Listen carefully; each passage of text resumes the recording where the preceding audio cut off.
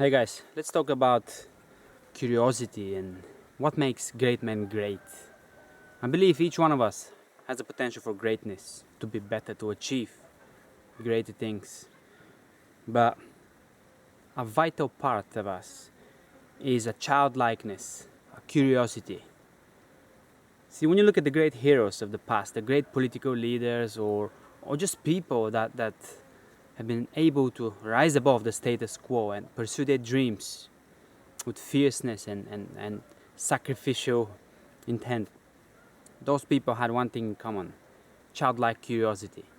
In this land, people almost worship a hero called Vasilevsky.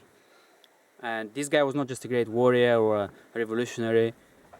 He, in one of the poems from Ivan Vazov, one of our greatest poets, he called him simple as a child. That doesn't mean stupid or slow. That doesn't mean not able to understand. It means curious, childlike. Every great man in history of mankind has that quality inside of him, well developed and not shut down. Most of us, the practical people, we've shut that down just so we survive. But I can assure you, you've got it.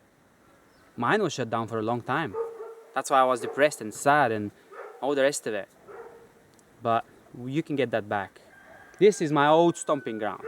Almost every day in the summer vacation, me and my friends will come here, and I literally live 5 minutes down this way.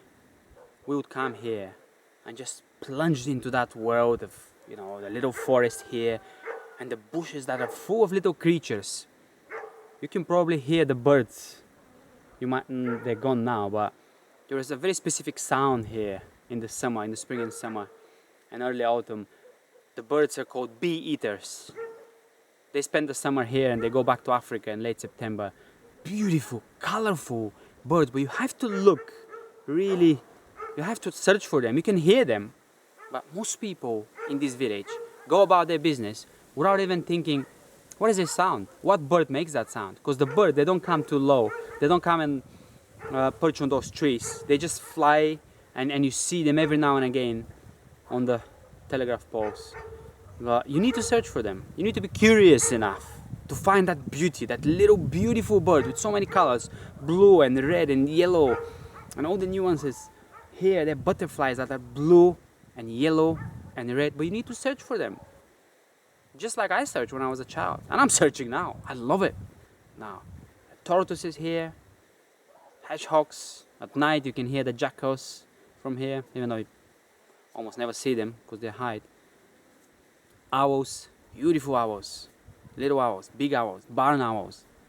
There's so much that a child can enjoy that the older man, the grown-up, just dismisses. Oh yeah, that's nice, that's beautiful. This is a tragedy.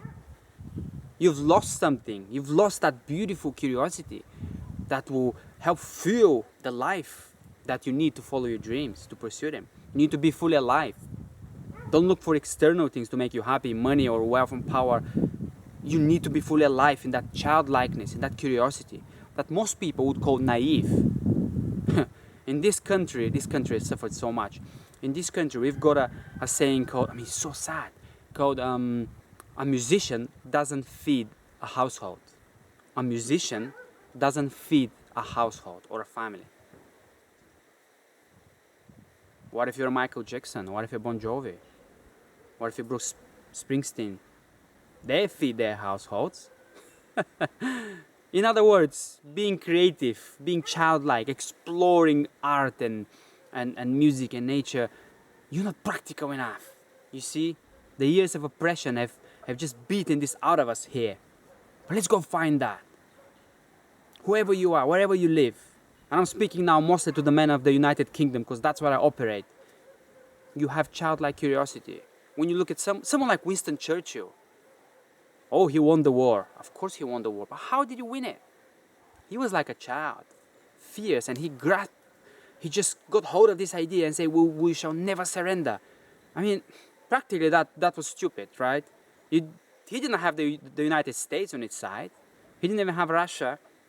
He was just that little nation that held tyranny at bay for a year and the Blitz, the horrible thing. And He said, London can take it, we can take it, we will not give up. Wow. He was like a child in many ways. He was like a child. He was not practical. But you see, when you're like a child, when you make commitment to follow that desire that comes from a child's heart, because it's not practical, right? Most of the countries, they just sign something, some contract with Hitler, or they surrender because they're practical. But that person was not very practical. He just knew what was good in his heart. He believed in nobility. He believed in courage. Whether you like him or hate him. He believed because he had the mind and the heart of a child. And so do you. I'm not saying to leave the practical behind, but let the practical serve the deeper heart, not vice versa. Yes, a musician can feed a house. A musician can feed the spirits of a whole nation and a world. Yes. Being childlike is not being naive. Many people are called naive because they're childlike, but they can't put their childlikeness into action. They can't follow actively those dreams. Maybe they paint a little bit at home or write a little bit just to keep themselves occupied, alive and distracted. But that's not enough. Go deeper, go deeper. Life is possible. You've got life inside of you. Yes, find that childlikeness. I come to this place and I come to the lake and to the river because that's where it began for me. The curiosity, the wonder, the magic, the childlikeness.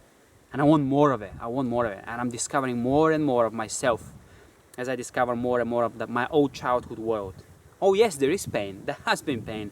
I've been coming here for years and just weeping because part of me was lost, suppressed and broken. After this land was a land of goodness and joy for me, it became a land of sadness because I lost a lot.